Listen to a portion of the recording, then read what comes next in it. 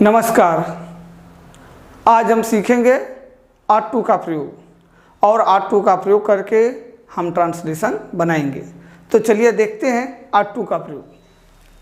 R2 का मतलब होता है चाहिए।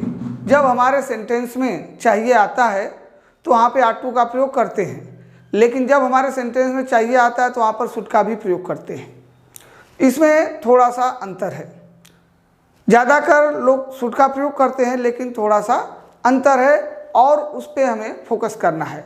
तो सबसे पहले देखिए, जब हम किसी को सुझाव देते हैं वहाँ पे शुड का प्रयोग किया जाता है, और जब हम किसी को वो सुझाव देते हैं जो बिना सुझाव दिए उसको करना चाहिए, जो एक आदमी के लिए नहीं सबके लिए होता है। एग्जाम्पल के रूप में देखो, ये पहला एग्जाम्पल है, you are to obey your parent.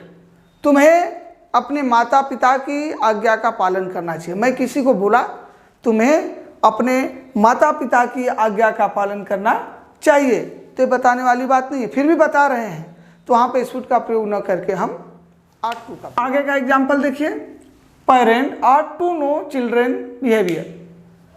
माता पिता को बच्चों के व्यवहार के विषय में, वर्ताव के विषय में जानना चाहिए।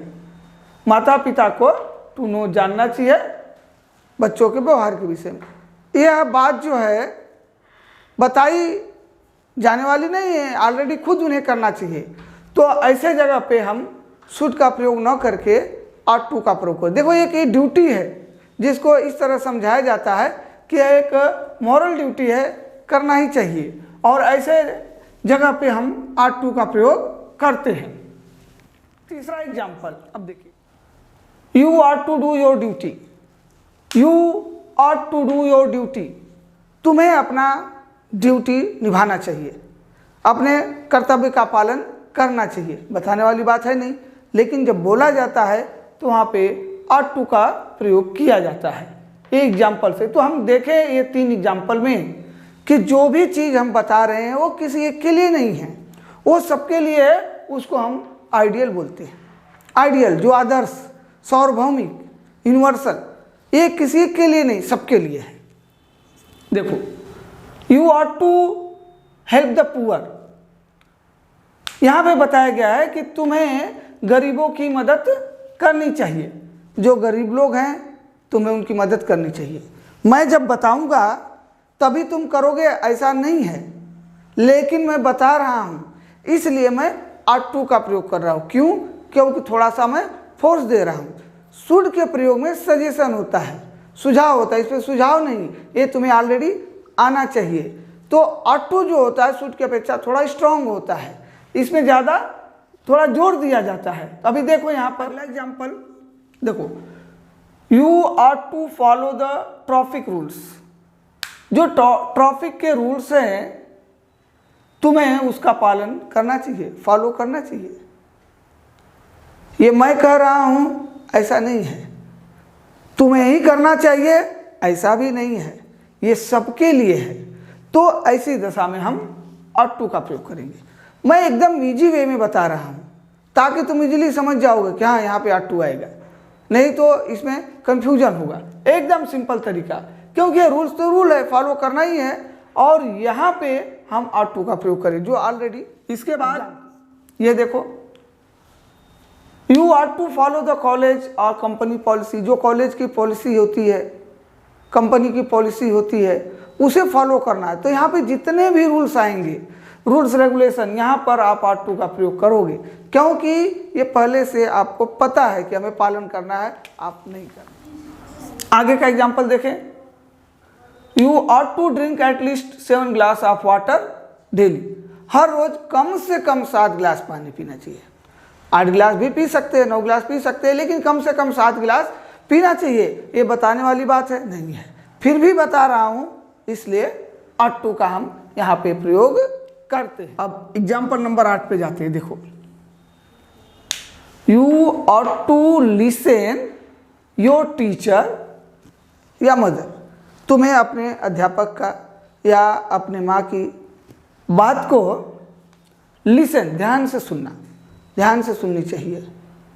ये मैं आपको बोल रहा हूँ जो आप पहले से जानते हो, इसलिए यहाँ पे हम आर टू का प्रयोग करते हैं। थोड़ा फोर्स है, दबाव है। आगे का एग्जाम्पल देखें, we are to work for our country, हमें अपने देश के लिए कार्य करना चाहिए, हमें अपने देश के लिए कार्य करना चाहिए, नहीं करना चाहिए है ही नहीं, हमें ही करना चाहिए ऐसा भी नहीं है, ये सबके लिए है। इसका मतलब देखो यहाँ पे मैं पहले आइडियल लिख चुका हूँ, जो चीज़ आइडियल हो सबके लिए लागू होती हो, वहाँ पे हम अगर बोल रहे हैं और हिंदी में उसका अर्थ चाहिए बनता है तो वहाँ पर हम आर टू का प्रयोग करेंगे। ये सबसे इजी तरीका में मैं बता। आगे देखो, you are to vote in the election, तुम्हें इलेक्शन में वोटिंग करना चाहिए, ये बताने वाली बात नहीं है, तुम्हें करना ही चाहिए। जहाँ पे दबाव आता है, आदमी जानता है फिर भी नहीं कर रहा है, तो उसे क्या बोलेंगे, करना ही चाहिए, वोटिंग करना ही चाहिए, तुम्हें वोटिंग करना ही, वोट देना ही चाहिए। इसलिए वहाँ पे जहाँ पे भी जोर आए, क्योंकि रूल्स होने के बावजूद भी वो फॉलो नहीं कर रहा है, वहाँ पे हम आर टू का प्रयोग करते हैं। देखो सब इजी एग्जाम्पल है, इससे आप समझ जाओगे। देखो किसी के सम्मान की बात आती है, देखो जैसे Ram are to respect, woman हो, ओल्ड पर्सन हो, टीचर हो, राम को सबका सम्मान करना चाहिए, औरतों का, वो बूढ़े लोगों का, टीचर का सम्मान करना चाहिए, बताने वाली बात है नहीं, मैं बता रहा हूँ इसलिए आर टू का प्रयोग करेंगे। अगला एग्जाम्पल देखें, वी आर टू लव या सर्व आवर कंट्री, हमें अपने देश से प्रेम करना चाहिए, हमें अपने देश की सेवा करना चाहिए। इसका मतलब ये है कि हमें ही नहीं सबको करना चाहिए, ये सब पे अप्लाई है, हमें ऐसा करना चाहिए, इसलिए यहाँ पे आर टू का प्रयोग किया गया है। देखो अब एग्जाम्पल नंबर 13 पे जाते हैं। देखिए, you are to pay electric bill before due date, due date से पहले, जो भी आपका ड्यू डेट है, जो स्टैंडर्ड टाइम है, उससे पहले तुम्हें इलेक्ट्रिक बिल भरना चाहिए। ये सबके लिए है, हमारे लिए, तुम्हारे लिए।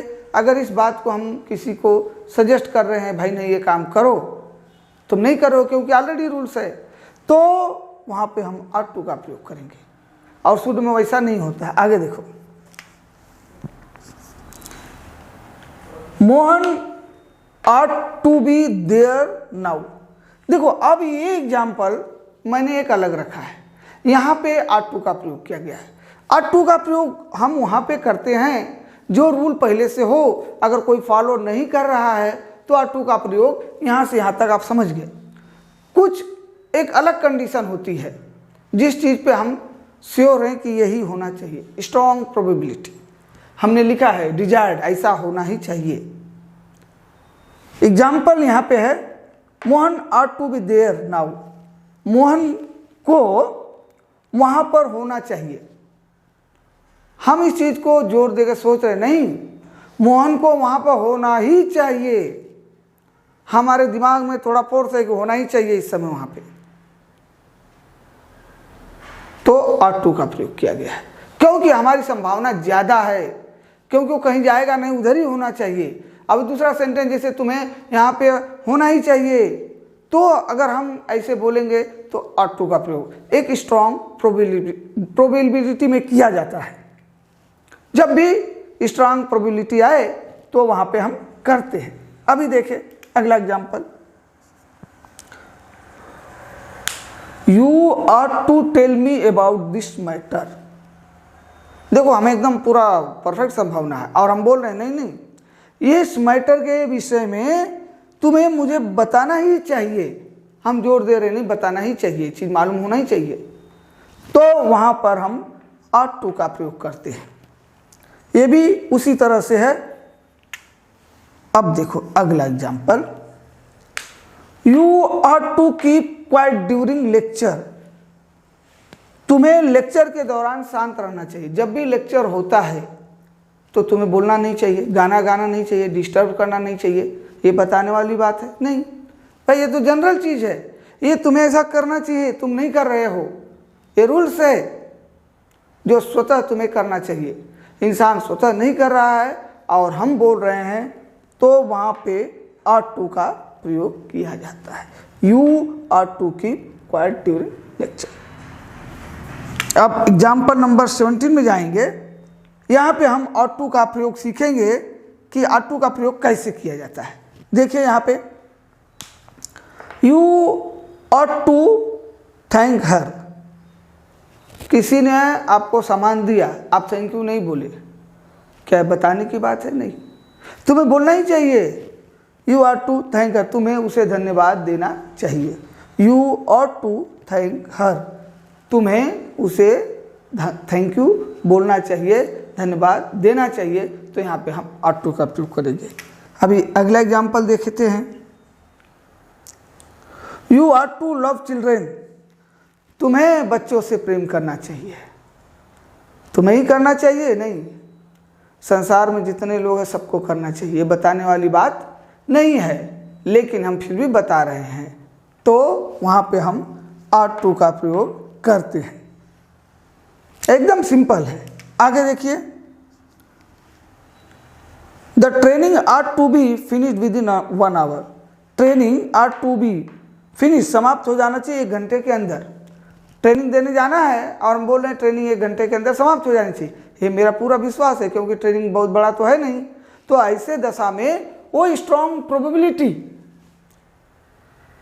है और हम कंफर्म है ऐसा ही होना चाहिए, ऐसा ही होगा, तो वैसे दशा में हम ought to का प्रयोग करते हैं एकदम। ये तो इतने एग्जाम्पल्स, टोटल मैंने 20 एग्जाम्पल्स दिया जो बहुत ही सिंपल है और बहुत आसान है।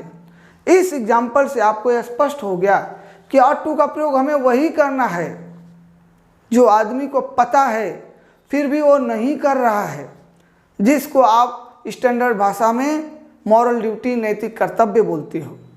अब फिर भी हम बोल रहे हैं, वहाँ पे ought to का प्रयोग किया जाता है।